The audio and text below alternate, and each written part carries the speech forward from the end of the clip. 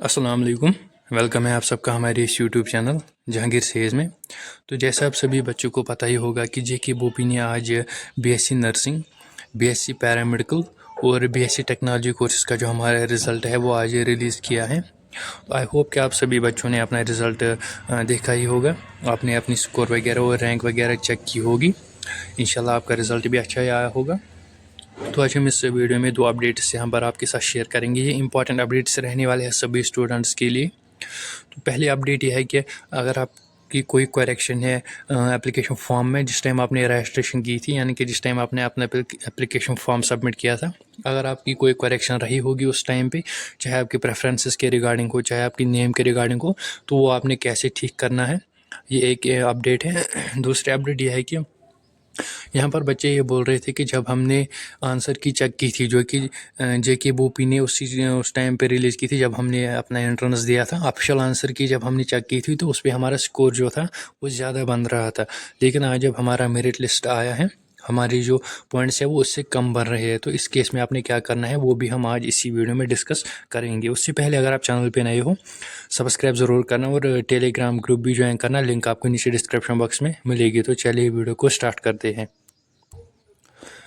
पहले अपडेट हम यहाँ पर ये डिस्कस करेंगे कि अगर आपको ये लग रहा है कि जब मैंने आंसर की चेक की थी उस टाइम मेरा स्कोर ज़्यादा बन रहा था और मेरिट लिस्ट पे मेरा स्कोर कम है, तो इस केस में आपने क्या करना है।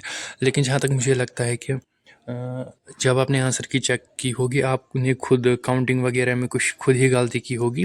अगर आपको ऐसा लग रहा है तो आप एक बार फिर से आंसर की को चेक कर लेना। नीचे आपको डिस्क्रिप्शन बॉक्स में आंसर की भी मिलेगी, तो एक बार आपने खुद भी इस एक बार फिर से चेक कर लेना आंसर की को।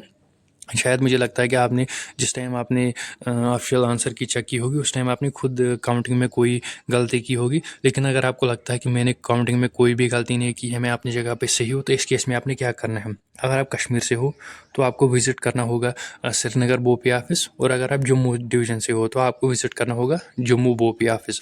वहाँ पर आपने क्या करना है, जैसे आप वहाँ पर विज़िट करोगे तो आपने वहाँ पर एक फॉर्म सबमिट करना है। फॉर्म में आपको 1000 फ़ी पे करना होगा और फिर आपको वो बोपी ऑफिस में विज़िट करके वहाँ पर आपने सबमिट करना होगा।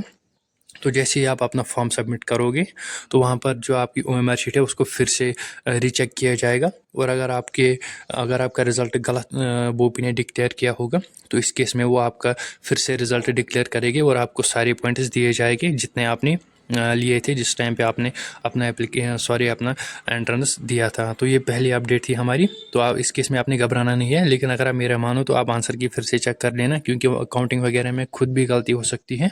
तो पहले आप आंसर की ही चेक कर लेना, उसके बाद अब अगर आपको लगता है कि मैं सही हूँ तो उसके बाद आप बोपी ऑफिस विज़िट करना होगा। तो यहाँ तक आपका क्लियर है। अब हम दूसरे पॉइंट की तरफ चलते हैं। तो जो हमारा दूसरा पॉइंट है वो है हमारे करेक्शन के रिगार्डिंग। अगर किसी बच्चे को किसी भी, चाहे नेम में उसकी कोई लगता है कि मुझे करेक्शन है, चाहे नेम में है, चाहे पेरेंटेज में है, चाहे डीओबी में है, तो वो इस केस में अपनी जो करेक्शन है वो ठीक कर सकता है। या अगर आपकी प्रेफरेंस में भी कोई आपको यहाँ पर लगता है कि करेक्शन है, फॉर एग्जांपल मैं आपको प्रेफरेंस यानी कि स्ट्रीम्स के प्रेफरेंस में समझाता हूँ। जिस टाइम आपने अपना एप्लीकेशन फॉर्म सबमिट किया था, आपको वहाँ पर आया होगा कि ऊपर आपको आया होगा कि पैरामेडिकल, नर्सिंग और टेक्निकल, जिसको आपने टिक करना था।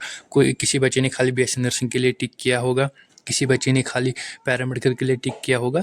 लेकिन अगर आपको अब ये लगता है कि मुझे तीनों को टिक करना है, तो इस केस में भी आप इस करेक्शन को ठीक कर सकते हो। लेकिन इसके लिए भी आपको बोपी ऑफिस विज़िट करना होगा। अगर आप जम्मू से हो तो जम्मू बोपी ऑफिस, और अगर आप कश्मीर से हो तो श्रीनगर बोपी ऑफिस। इसके लिए आपको 7 दिन का टाइम दिया जा रहा है। आज से इसका टाइम स्टार्ट हो, आज से ही, और 7 दिन तक इसका टाइम जो है वो आपको दिया जा रहा है। लेकिन अगर आप जितना जल्दी हो सके उतना जल्दी आप इस बोपी ऑफिस विज़िट कीजिए, क्योंकि मंडे को ईद है तो 1-2 दिन बोपी ऑफिस भी बंद रहेगा। तो इस केस में अगर आप जितना जल्दी आपसे हो सके तो आप संडे तक जाना। उसके बाद भी ईद के बाद भी 2 दिन के लिए आपका ये खुला रहेगा करेक्शन विंडो। तो उस टाइम पे भी आप चेक कर सकते हो, उसकी करेक्शन करा सकते हो। तो ये 2 अपडेट्स थे जो कि आपके साथ शेयर करनी थी। कोई डाउट होगा कमेंट बॉक्स में पूछ सकते हो। मिलते हैं किसी अगले वीडियो में, तब तक के लिए अल्लाह हाफ़िज़।